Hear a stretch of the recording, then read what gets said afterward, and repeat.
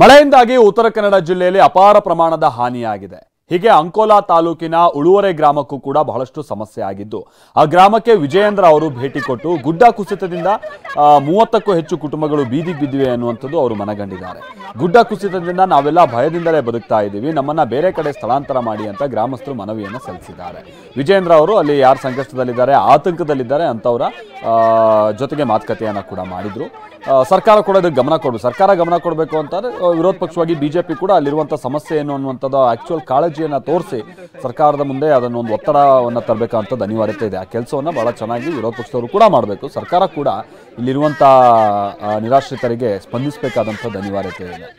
ಯಾರೇ ಆಗಲಿ ಹುಟ್ಟಿ ಬೆಳೆದಂಥ ಸ್ಥಳದಲ್ಲಿ ಈ ಥರ ರೀತಿಯಂಥ ಒಂದು ಭಯಾನಕವಾದಂಥ ಸನ್ನಿವೇಶ ನಿರ್ಮಾಣ ಆದರೆ ಹೇಗೆ ಅವರನ್ನು ಸಹಿಸ್ಕೊಂಡಿರೋಕ್ಕೆ ಸಾಧ್ಯ ಹೇಳಿ.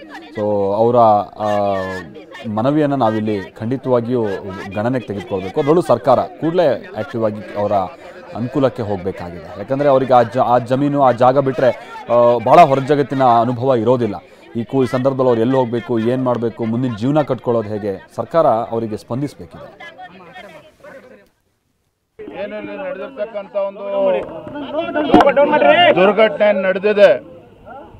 ಪಾಪ ಎಲ್ಲ ಬಡವರು ಮನೆ ಕಳೆದುಕೊಂಡಿದ್ದಾರೆ, ಪ್ರಾಣ ಹಾನಿ ಆಗಿದೆ. ಇವತ್ತೆಲ್ಲ ಪಾಪ ಕಣ್ಣೀರು ಹಾಕ್ತಾ ಇದ್ದಾರೆ.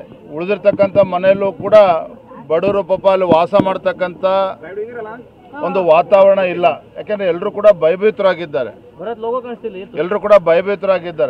ನಮ್ಮ ಮಾಜಿ ಶಾಸಕರು ಹೇಳ್ತಾ ಇದ್ರು, ಹಿಂದೆ ಯಡಿಯೂರಪ್ಪನವರು ಮುಖ್ಯಮಂತ್ರಿಗಳಿದ್ದಾಗ 12 ಕೋಟಿ ರೂಪಾಯಿ ಅನುದಾನದಲ್ಲಿ ಇಲ್ಲೇನು ತಡೆಗೋಡೆ ಕಟ್ತಕ್ಕಂಥ ಕೆಲಸ ಮಾಡಿದರು.